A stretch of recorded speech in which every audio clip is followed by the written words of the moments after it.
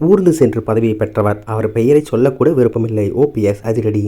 தன்னை கட்சியின் பொதுச் செயலாளராக நியமித்துக் கொண்ட ஒரே நபர் எடப்பாடி பழனிசாமி எனவும் அவர் பொதுச் செயலாளரானது முதல் 10 தேர்தலில் தோல்வியை சந்தித்துள்ளதாகவும் ஓ பன்னீர்செல்வம் பேசியுள்ளார். திமுகவில் இணைந்துள்ள முன்னாள் முதல்வர் ஓ பன்னீர்செல்வம் தென்காசி மாவட்டத்தில் திமுகவுக்கு ஆதரவாக தனது பிரச்சாரத்தை தொடங்கியுள்ளார். முன்னதாக தென்காசி தெற்கு மாவட்ட திமுக சார்பில் நடைபெற்ற செயல் வீரர்கள் கூட்டத்தில் பேசிய ஓபிஎஸ் தற்போதைய அதிமுக பொதுச் செயலர் எடப்பாடி பழனிசாமி கடுமையாக விமர்சித்து பேசினார். எடப்பாடி பழனிசாமி ஏன் இவ்வளவு கத்துகிறார் என்று தெரியவில்லை. ஒரு கருத்தை பக்குவமாக மக்கள் ஏற்றுக்கொள்ளும் விதத்தில் சொல்ல வேண்டும். கத்தி பேசினால் மக்கள் கேட்பார்கள் என்று நினைக்கிறார். அது தவறு. அந்த நபரின் பெயரை சொல்லக்கூட நான் விரும்பவில்லை. ஏனென்றால் ஊர்ந்து சென்று பதவியை பெற்று காலை தொட்டு பதவி தந்தவருக்கு நன்றி இல்லை. ஒரு நன்றியில்லாத நபர் இன்று அரசியலில் இருக்கிறார் என்றால் அது அவராக மட்டுமே இருக்க முடியும். நான் திறமையாக ஆட்சி செய்வேன், தன்னை முதல்வராக்க வேண்டும் என்று சில கைகூலிகளை வைத்துக்கொண்டு கட்சி தலைமையிடம் சொல்ல வைத்தார். ஆனால் மக்கள் ஏற்றுக்கொள்ளவில்லை.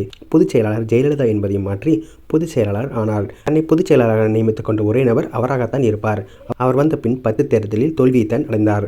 மக்கள் ஏற்றுக்கொள்ளாமல் தான் அவர் தோல்வி அடைந்தார். அவர் கொடுக்கும் தேர்தல் அறிக்கைகள் எல்லாம் பொய். மக்கள் காது கொடுத்து கேட்க மறுக்கிறார்கள். அவருக்கு பதவி கொடுத்தவர்களுக்கு நன்றி சொல்லாவிட்டாலும் பரவாயில்லை. அவரை பழித்து பேசலாமா? துரோகம் இழைத்து விட்டார்.